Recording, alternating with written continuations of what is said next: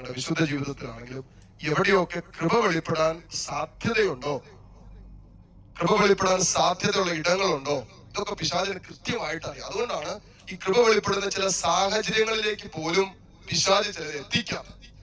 എപ്പോഴൊക്കെ കൃപ വെളിപ്പെടാൻ സാധ്യതയുണ്ടോ അപ്പോഴൊക്കെ പിശാച് അക്രമാസക്തനാണ്.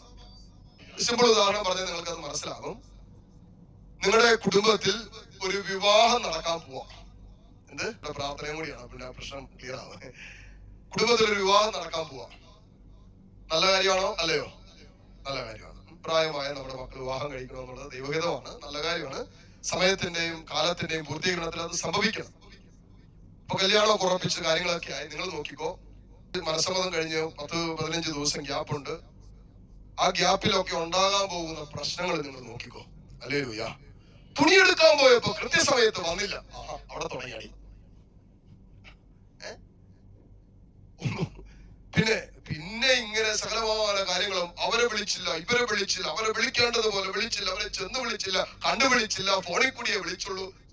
നോക്കണ പിന്നെ എന്തെങ്കിലുമൊക്കെ പറഞ്ഞ് വീട്ടിൽ കിടന്ന് അപ്പനും മക്കളും കൂടി പൂക്കുറ്റി തല്ല്, ചെറിയ കാര്യം പറഞ്ഞു സമയത്ത് ഇറങ്ങിക്കൊള്ളാം.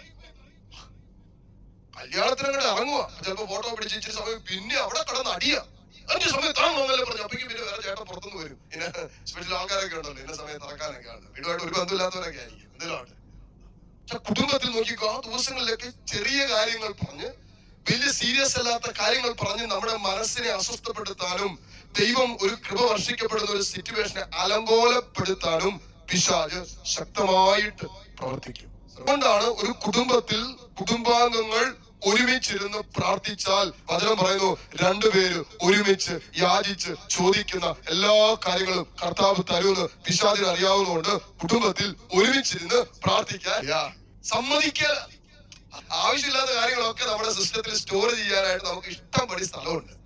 എന്നാൽ നമ്മുടെ ആത്മരക്ഷയുമായി ബന്ധപ്പെട്ടതോ നമ്മുടെ ആത്മാവിനെ വളർത്തുന്ന ആലോചനകളെയോ ജീവിതത്തിന്റെ സാഹചര്യങ്ങളെയോ ഒക്കെ നമ്മുടെ സിസ്റ്റത്തിൽ പലപ്പോഴും നമ്മൾ ഫീഡ് ചെയ്യാൻ മറന്നുപോകും. എന്നാൽ ഫീഡ് ചെയ്യേണ്ട അല്ലാത്ത കാര്യങ്ങൾ സർവ്വതും ഫീഡ് ചെയ്യുക. അതുകൊണ്ടല്ലേ ഒന്നിച്ച് പ്രാർത്ഥിക്കാൻ വരുക. അച്ഛാ, ഞങ്ങളുടെ വിവാഹം കഴിഞ്ഞിട്ട് ഇന്നേക്ക് 48 വർഷമായി, 50 ആകാൻ ഇനി എത്ര വർഷം കൂടി ഉണ്ട്? 2 വർഷം കൊണ്ട്. അച്ഛാ, അച്ഛൻ അറിയാവോ, ഞാൻ ഈ ഇതിയാന്റെ വീട്ടിൽ വന്ന് കയറിയപ്പോ അമ്മായിയമ്മയുണ്ട്, കെട്ടിക്കാത്ത 3 നാത്തൂമാരുണ്ട്. അന്ന് അമ്മായിയമ്മ നാത്തൂമാരുടെ മുമ്പിൽ വെച്ച് പറഞ്ഞത് എന്താണെന്ന് അച്ഛൻ അറിയാവോ? വലിഞ്ഞു കയറി വന്നേക്കോ. അച്ഛാ, ഞാനത് ഇപ്പോഴും മറന്നിട്ടില്ല കേട്ടോ.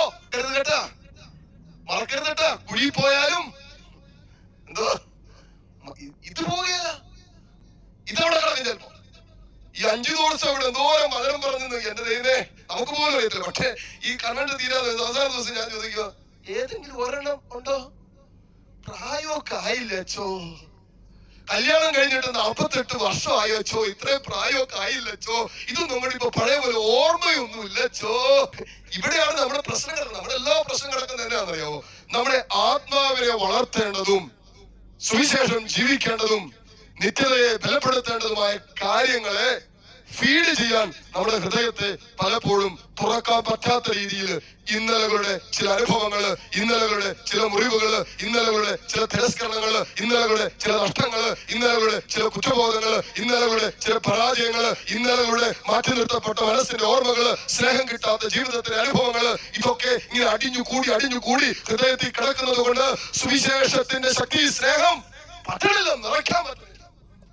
മ്ലേച്ഛത കൊണ്ടും അശുദ്ധി കൊണ്ടും അവിശുദ്ധി കൊണ്ടും ഒക്കെ നമ്മുടെ ഹൃദയം ഇങ്ങനെ നിറഞ്ഞിരിക്കുന്നത് കൊണ്ട് സുവിശേഷത്തിൻ്റെതല്ലാത്ത ചില ജീവിതത്തിന്റെ അനുഭവങ്ങള് ഇങ്ങനെ തിക്താനുഭവങ്ങളായി നമ്മുടെ ഹൃദയത്തിൽ എപ്പോഴും നിറഞ്ഞ് അത് ചിന്തകളിൽ എപ്പോഴും ഇങ്ങനെ വന്നുകൊണ്ടിരിക്കുന്നത് കൊണ്ട് പ്രിയപ്പെട്ട ഒരു സുവിശേഷത്തിന്റെ ചിന്തകൾ നമ്മുടെ ഹൃദയത്തിൽ നിറയ്ക്കാൻ പറ്റണില്ല, ആലോചനകൾ സൂക്ഷിക്കാൻ പറ്റണില്ല.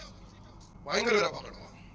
ഏറിയാൽ 80 വർഷത്തിന്റെ ഈ ജീവിതത്തിന്റെ കാലഘട്ടങ്ങൾ എണ്ണി തിട്ടപ്പെടുത്തിയാൽ ഏതാനും ദിവസങ്ങൾ, മാസങ്ങൾ വരുന്ന ഈ ജീവിതത്തിന്റെ കാലഘട്ടങ്ങൾ ദൈവം ആഗ്രഹിക്കുന്നത് പോലെ ജീവിക്കേണ്ടതുപോലെ ജീവിച്ചുകൂടെ? മുഴുവൻ സമയം നിന്ന് കേൾക്കാൻ ശ്രമിക്കോ, ഇരുന്ന് കേൾക്കാൻ ശ്രമിക്കോ എന്ന് പറഞ്ഞാൽ അതാണ് ബെറ്റർ, അതാണ് അല്പം കൂടി മെച്ചപ്പെട്ടത്. അല്ലെങ്കിൽ നമ്മൾ ചിലപ്പോൾ ബെസ്റ്റ് ആയിട്ടുള്ള കാര്യങ്ങൾ സെലക്ട് ചെയ്യും. അങ്ങനെയെങ്കിൽ മക്കളെ, കർത്താവ് തന്നിരിക്കുന്ന ശേഷിച്ച ഈ കൊച്ചു ജീവിതം ഏറ്റവും ബെസ്റ്റ് ആയിട്ടും ഏറ്റവും ബെറ്റർ ആയിട്ടും നമ്മ ആ ഒരു തെരഞ്ഞെടുപ്പ് നടത്തി ജീവിച്ചുകൂടെ? ഇതാണ്